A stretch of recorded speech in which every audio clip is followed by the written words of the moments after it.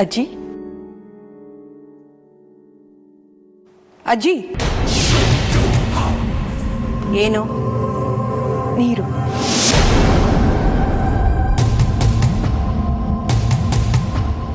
ನಾನು ನಿಮಗೆ ಇನ್ನು ಎಷ್ಟು ನೀರು ಕುಡಿಸ್ಬೇಕು?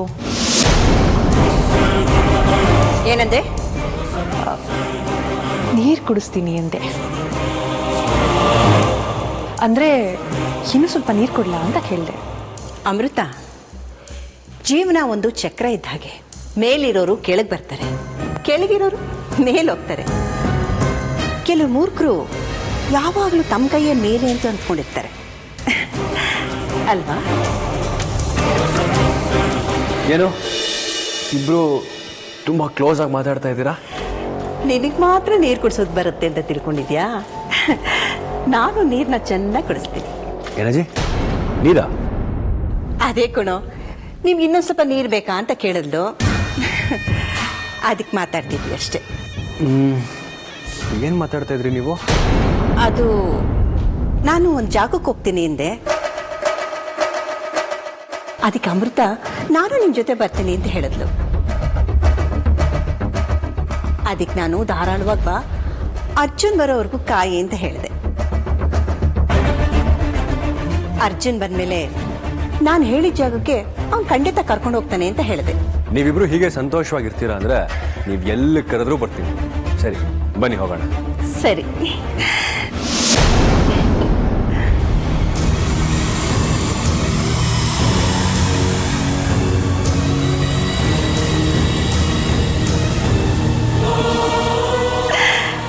ಅಮೃತ, ನೀನು ಒಂದು ಕೆರೆ ನೀರು ಕುಡ್ದಿರ್ಬೋದು, ಆದರೆ ನಾನು 100 ಕೆರೆ ನೀರು ಕುಡ್ದಿದ್ದೀನಿ.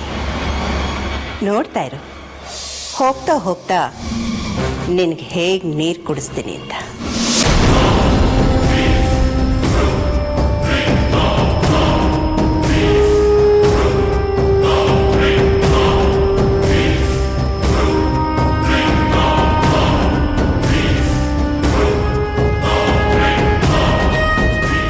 ಅಜ್ಜಿ, ಎಲ್ಲಿ ಕರ್ಕೊಂಡು ಹೋಗ್ತಾ ಇದೀಯ ಅಂತ ಎಷ್ಟು ಸತಿ ಕೇಳ್ಬೇಕು ನಾನು?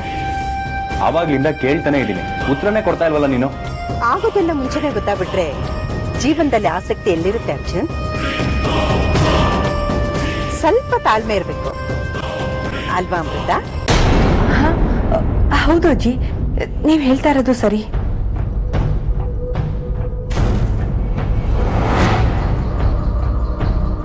ಈ ತ್ರಿವೇಣಿ ಯಾವಾಗ ಏನ್ ಮಾಡ್ತಾಳೋ ಗೊತ್ತೇ ಆಗಲ್ಲ.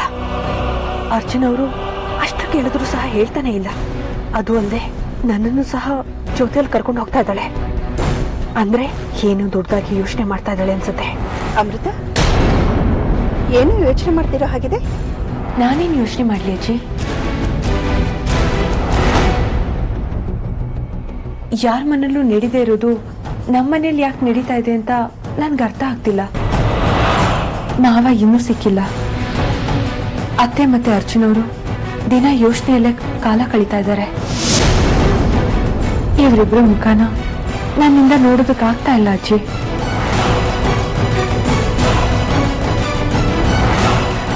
ನೋಡಿದ್ಯಾ ಅಜ್ಜಿ, ನಮ್ಮ ಮನೆ ಬಗ್ಗೆ, ನಮ್ಮ ಮನೆಯವ್ರ ಬಗ್ಗೆ ಅಮೃತ ಅವ್ರಿಗೆ ಎಷ್ಟು ಕಾಳಜಿ ಅಂತ?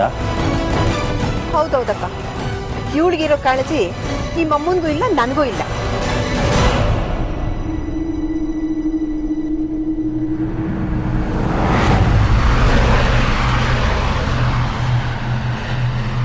ಮಾರಿ ಕಣ್ಣು ಹೋರಿ ಮೇಲೆ ಅಂತ ಯಾವಾಗ್ಲೂ ಈ ತ್ರಿವೇಣಿ ಕಣ್ಣು ನನ್ನ ಮೇಲೆ. ಅಜ್ಜಿ ಪ್ಲೀಸ್, ಎಲ್ಲಿಗೆ ಅಂತ ಹೇಳೋ. ನಿನ್ನ ಸ್ಥಿತಿ ನನ್ನ ಕೈಯಿಂದ ನೋಡಕ್ ಆಗ್ತಿಲ್ಲ ಕಣ. ನಾವ್ ಎಲ್ಗೆ ಹೋಗ್ತಿದೀವಿ ಅಂತ ಅಮೃತನ್ ಗೊತ್ತು. ಆ ಸ್ಥಳ ಅಂದ್ರೆ ಅಮೃತನ್ಗೆ ಪಂಚ ಪ್ರಾಣ. ಹೌದಾ ಅಮೃತ ಅವರೇ, ಅಟ್ಲೀಸ್ಟ್ ನೀವಾದ್ರೂ ಹೇಳ್ರಿ ಎಲ್ಲಿಗೆ ಹೋಗ್ತಾ ಇದೀವಿ ಅಂತ. ಅರ್ಜುನ್ ಅವರೇ, ನಂಗೆ ನಿಜವಾಗ್ಲೂ ಏನೂ ಗೊತ್ತಿಲ್ಲ. ನೀವು ಅಜ್ಜಿ ತರ ಆಟ ಆಡಿಸ್ತಾ ಇದ್ದೀರಾ? ಪ್ಲೀಸ್ ಎಲ್ಲಿಗೆ ಅಂತ ಹೇಳ್ರಿ. ಅಜ್ಜಿ, ಯಾಕೆ ಈ ರೀತಿ ನನ್ನನ್ನ ಇಕ್ಕಟ್ಟಿಗೆ ಸಿಕ್ಕಾಕಿಸ್ತಾ ಇದ್ದೀರಾ? ಇದು ಇಕ್ಕಟ್ಟಲ್ಲಮ್ಮ, ಇನ್ನೂ ಮುಂದಕ್ಕಿದೆ, ದೊಡ್ಡದು. ಏನಂದ್ರೆ? ಏನೂ ಇಲ್ಲ, ಸ್ವಲ್ಪ ಹೊತ್ತಿಗೆ ಗೊತ್ತಾಗತ್ತೆ ಅಂತ ಹೇಳಿದೆ.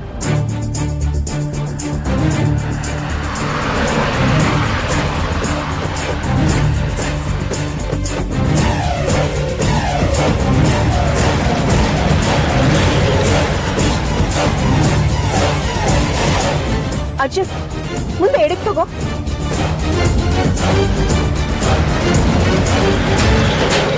ಅರ್ಜುನ್ ನಿಲ್ಸು ನಿಲ್ಸು.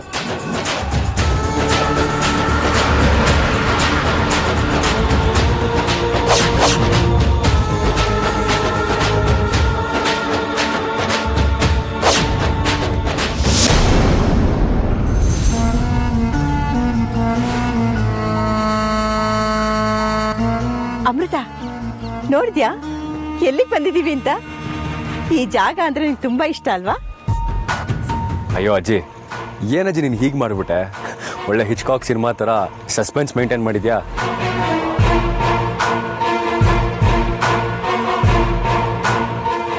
ಅಮೃತ, ಇದ್ಯಾಕಮ್ಮ ಒಳ್ಳೆ ಕಲ್ಲಿನ ತರ ನಿಂತಿದ್ಯಾ? ಬಾ. ಅಮೃತ ಅವರೇ, ನಿಮಗೆ ಹೇಳ್ತಾ ಇರೋದು, ಬನ್ನಿ.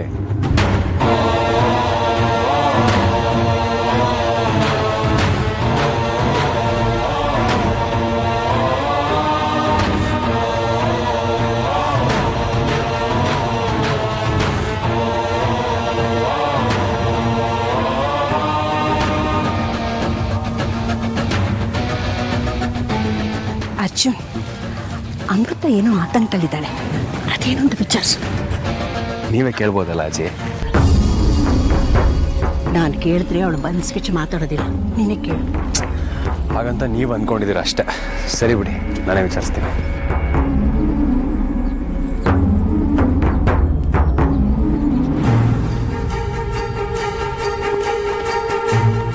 ಅಮೃತ ಅವರೇ, ಏನಾತಂತಲ್ಲಿದ್ದೀರಾ? ಅಮೃತ ಅವರೇ, ಅಮೃತ ಅವರೇ, ಯಾವ ಲೋಕದಲ್ಲಿದ್ದೀರಾ ನೀವು? ಇನ್ಯಾವ ಲೋಕದಲ್ಲಿರ್ತಾಳೆ? ನಾಗ್ ಲೋಕದಲ್ಲಿರ್ತಾಳೆ. ಏನಜ್ಜಿ? ಅವಳು ಲೋಕದಲ್ಲೇ ಅವಳಿರ್ತಾಳೆ, ವಿಚಾರಿಸು ಒಂದೇ. ಈಗ ನಿನ್ನ ಬಣ್ಣ ಬೈರಾಗುತ್ತೆ ಕಡೆ ನಾಗಿಣಿ. ಅಮೃತ ಅವರೇ, ಏನಾಯ್ತ್ರಿ? ಯಾಕಿಷ್ಟು ಡೀಪ್ ಆಗಿ ಯೋಚನೆ ಮಾಡ್ತಾ ಇದ್ದೀರಾ? ಏನಾಯ್ತು? ಏನೂ ಆಗಿಲ್ಲ ಅರ್ಜುನ್ ಅವರೇ. ಮತ್ತೆ ಯಾಕೆ ಹೀಗಿದ್ದೀರಾ? ಅಲ್ಲ, ನಾವು ಬಂದಿರೋದು ಶಾಸ್ತ್ರಿಗಳ ಆಶ್ರಮಕ್ಕೆ. ಇಲ್ಲಿರೋ ಪಾಸಿಟಿವ್ ಎನರ್ಜಿ ಎಲ್ಲೂ ಇಲ್ಲ. ಈ ಆಶ್ರಮಕ್ಕೆ ಕಾಲಿಟ್ಟ ತಕ್ಷಣ ನನ್ನ ಮನಸ್ಸು ಒಂಥರ ಲವಲವಿಕೆಯಿಂದ ಕುಣಿದಾಡ್ತಾ ಇದೆ. ಅಂಥದ್ರಲ್ಲಿ ನೀವು ನೋಡಿದ್ರೆ ಹೀಗಿದ್ದೀರಲ್ರಿ, ಯಾಕೆ? ಯಾಕೋ ಗೊತ್ತಾಗ್ತಾ ಇಲ್ಲ. ಸುಳ್ಳು. ನಿನಗೆಲ್ಲ ಗೊತ್ತು, ಆದ್ರೆ ಹೇಳ್ತಾ ಇಲ್ಲ.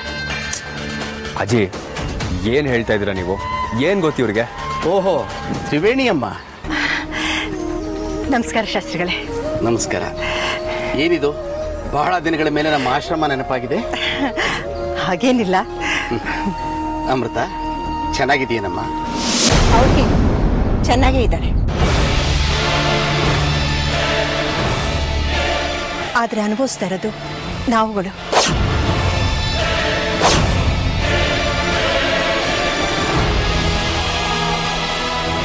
ಸರಿ, ಬನ್ನಿ, ಒಳಗೆ ಬನ್ನಿ.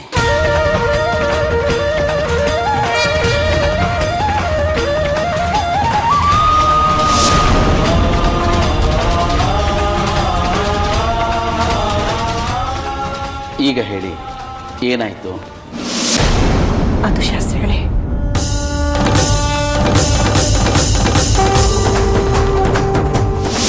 ನಾಗಮಣಿನ ಕೊಟ್ಬಿಡು. ಇಲ್ಲದೆ ಇರೋ ನಾಗಮಣಿನ ತಂದು ಕೊಡೋದು ಎಲ್ಲಿಂದ ತಂದು ಕೊಡ್ಲಿ ನಾನು? ನಿನ್ನ ಹತ್ರ ಇರೋದನ್ನ ನಾನೇ ನನ್ನ ಕಣ್ಣಾರೆ ನೋಡಿದ್ದೀನಿ. ಇಲ್ಲ ಇಲ್ಲ ಇಲ್ಲ,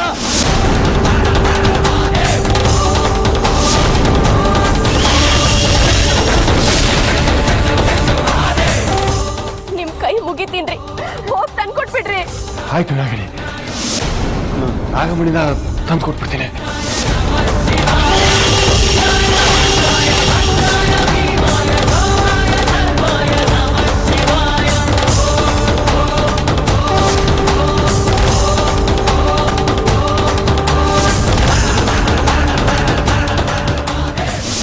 ನಾಗಮಣಿನ ಪಡೆಯೋದಿಕ್ಕೆಂತ ಪ್ರಯತ್ನ ಪಡುವಾಗ ಹೆಜ್ಜೆ ಹೆಜ್ಜೆಗೂ ನನಗೆ ಅಡ್ಡ ಬಂದು ನಾಗಮಣಿನ ನನ್ನಿಂದ ದೂರ ಮಾಡಿದ್ದು ಈ ತ್ರಿವೇಣಿ.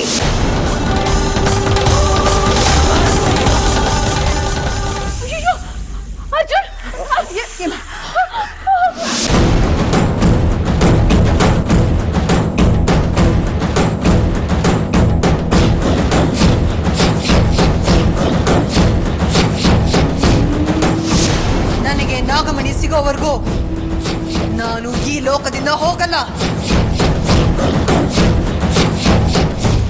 ಈ ಮನೆ ಅಕ್ಕಪಕ್ಕದಲ್ಲೇ ಇರ್ತೀನಿ.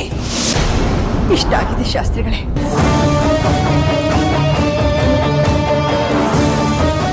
ತಿನ್ನೋ ಅನ್ನ ಅನ್ನ ಅಲ್ಲ, ಕುಡಿಯೋ ನೀರು ನೀರಲ್ಲ ಅನ್ನೋ ರೀತಿ ನಾವು ನಮ್ಮ ಮನೆಯವರು ಬದುಕ್ತಾ ಇದ್ದೀವಿ.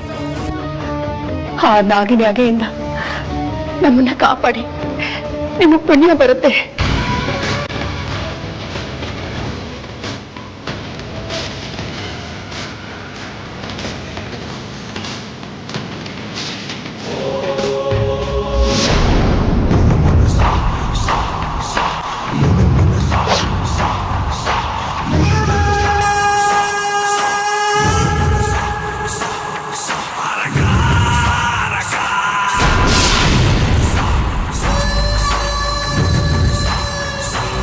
ಕಲ್ಪವೃಕ್ಷದ ಬಗ್ಗೆ, ಕಾಮಧೇನು ಬಗ್ಗೆ ಕೇಳಿದ್ದೀನಿ, ಓದಿದ್ದೀನಿ. ಆದರೆ ನಾಗಮಣಿಗೆ ಅವೆರಡನ್ನು ಮೀರಿಸೋ ಶಕ್ತಿ ಇದೆ ಅನ್ನೋದು ಸತ್ಯ. ಅವೆರಡು ನಾವು ಬಯಸಿದ ವಸ್ತುಗಳನ್ನ ಕೊಡ್ತವೆ, ಆದ್ರೆ ನಾಗಮಣಿನ ಬಯಸಿದ ಶಕ್ತಿನ ಕೊಡೋದಲ್ಲದೆ ಜೊತೆಗೆ ನಮ್ಮನ್ನ ರಕ್ಷಣೆ ಮಾಡುತ್ತೆ. ಅದೇ ನನಗೂ ಬೇಕಾಗಿರೋದು. ಇವತ್ತು ಈ ನಾಗಮಣಿ ಶಕ್ತಿನ ಉಪಯೋಗಿಸ್ಕೊಂಡು ಇವತ್ತೇ ಈ ನಾಗಿಣಿನ ಈ ಮನೆಯಿಂದ, ಈ ಲೋಕದಿಂದ ಮುಕ್ತಿಗೊಳಿಸ್ತೀನಿ. ಅವಳಿಂದ ನಮ್ಮಣ್ಣನ್ನ ನಾನೇ ಬಂಧಿಸೋ ಹಾಗಾಗಿದೆ.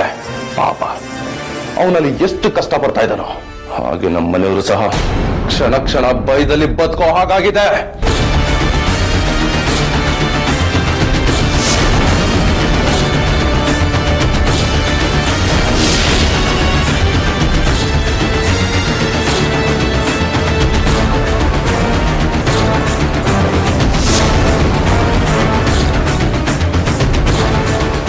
ನಾಗಿಣಿ, ಹೋದ ನವರಾತ್ರಿಲಿ ನೀನು ನನ್ನನ್ನ ಕೊಂದಿದ್ದೆ ಅಲ್ವಾ?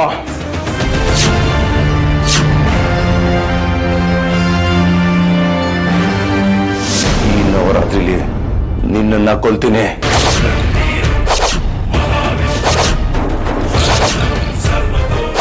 ಇದನ್ನ ತಡೆಯೋದಕ್ಕೆ ಆ ಆದಿಶೇಷನಿಂದನೂ ಸಾಧ್ಯ ಇಲ್ಲ. ನಾಗಿಣಿ, ಇವತ್ತಿಗೆ ನಿನ್ನ ನಾಗಲೋಕದ ಋಣ, ಈ ಲೋಕದ ಋಣ ಎಲ್ಲ ಮುಗ್ದೋಯ್ತು. ಇನ್ನು ನಿನ್ನ ಬಾಯಿಗೆ ಹಾಲು ತುಪ್ಪನೆ.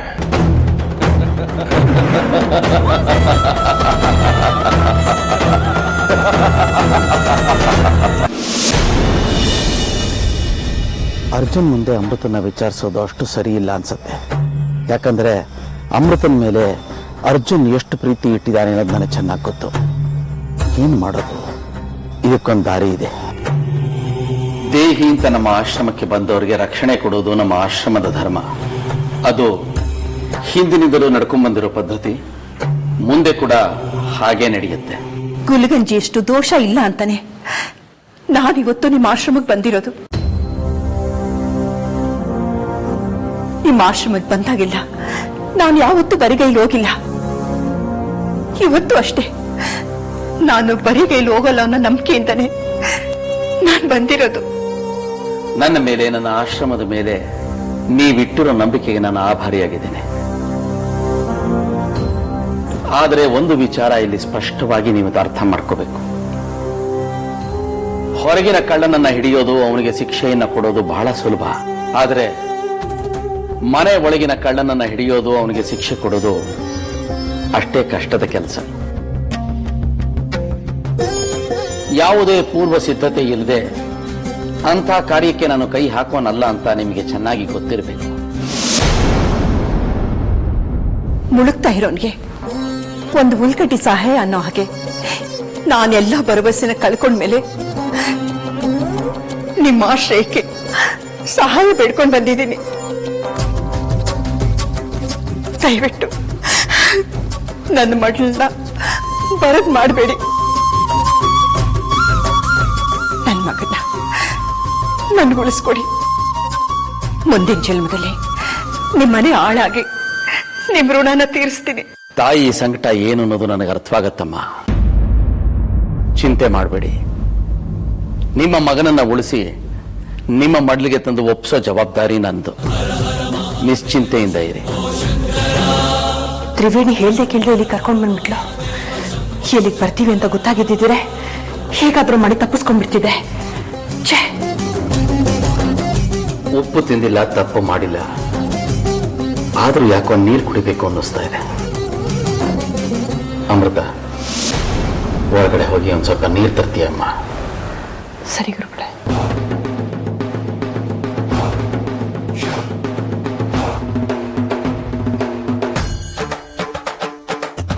ನೋಡಿ, ಎಲ್ಲದಕ್ಕೂ ಕಾಲ ಅನ್ನೋದು ಕೂಡಿ ಬರಬೇಕು. ಆ ಕಾಲ ಕೂಡಿ ಬರೋದಕ್ಕೆ ಇನ್ನೂ ಸ್ವಲ್ಪ ಸಮಯವಿದೆ. ಅಲ್ಲಿವರೆಗೂ ನೀವು ಆಶ್ರಮನ ಸ್ವಲ್ಪ ಸುತ್ತಾಕೊಂಡ್ಬನ್ನಿ. ನಿಮ್ಮ ಆತಂಕನೂ ಕಮ್ಮಿ ಆಗತ್ತೆ, ಮನಸ್ಸಿಗೆ ಸ್ವಲ್ಪ ಶಾಂತಿನೂ ಸಿಗುತ್ತೆ. ಅರ್ಜುನ್, ಅಮ್ಮನ್ನ ಕರ್ಕೊಂಡು ಹೋಗಿ ಆಶ್ರಮನ ಸುತ್ತಾಕಿಸ್ಕೊಂಬ. ಆಮೇಲೆ ಏನ್ ಮಾಡಬೇಕು ಅನ್ನೋದನ್ನ ನಾನು ಹಿಂಗೆ ಹೇಳ್ತೇನೆ. ಸರಿ ಗುರು.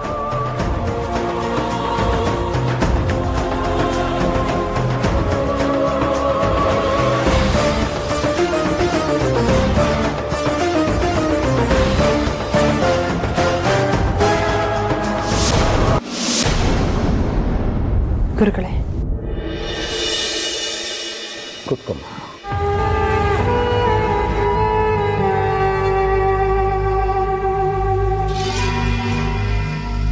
ಅಮೃತ, ನಾನು ನಿನಗೆ ಸಹಾಯ ಮಾಡಿದ್ದೆ ಅಲ್ವಾ? ಹೌದು ಗುರುಗಳೇ. ಉಪಕಾರ ಮಾಡಿದವರಿಗೆ ಪ್ರತ್ಯುಪಕಾರ ಮಾಡೋದು ಮನುಷ್ಯನ ಧರ್ಮ. ಹಾಗೆ ನಾಗಗಳ ಧರ್ಮ ಕೂಡ ಅಲ್ವಾ? ಹೌದು ಗುರುಗಳೇ. ನೀನು ನನ್ನಿಂದ ಸಹಾಯನ ಯಾಚಿಸಿ ಬಂದಾಗ ನೀನು ನಾಗ ಅಂತ ಗೊತ್ತಿದ್ದು ಕೂಡ ಹಿಂದೆ ಮುಂದೆ ಯೋಚನೆ ಮಾಡದೆ ನಾನು ನಿನ್ನ ಸಹಾಯಕ್ಕೆ ನಿಂತೆ. ಅಂಥದ್ರಲ್ಲಿ ನನ್ನ ಆಶ್ರಮದ ಆಶ್ರಯವನ್ನ ಬೇಡಿ ಬಂದವರಿಗೆ ನೀನು ದ್ರೋಹ ಮಾಡೋದು ತಪ್ಪಲ್ವೇನಮ್ಮ? ಹೇಳು, ವಿಷ್ಣುನ ಎಲ್ಲಿ ಮರೆ ಮಾಡಿದ್ದೀಯಾ ಅಂತ?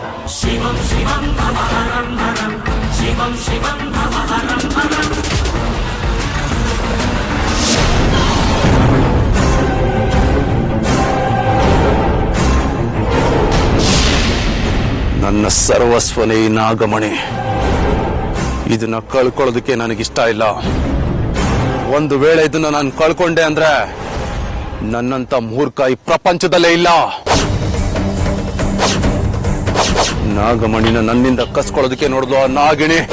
ಅವಳಿಂದ ನಾಗಮಣಿನ ಕಾಪಾಡ್ಕೊಂಡ್ರೆ ಇನ್ನು ಯಾರಿಂದ ಬೇಕಾದ್ರೂ ಕಾಪಾಡ್ಕೋತೀನಿ. ಅದಕ್ಕಿರೋದು ಒಂದೇ ದಾರಿ, ನಾಗಯಜ್ಞ, ನಾಗಯಜ್ಞ, ನಾಗಯಜ್ಞ.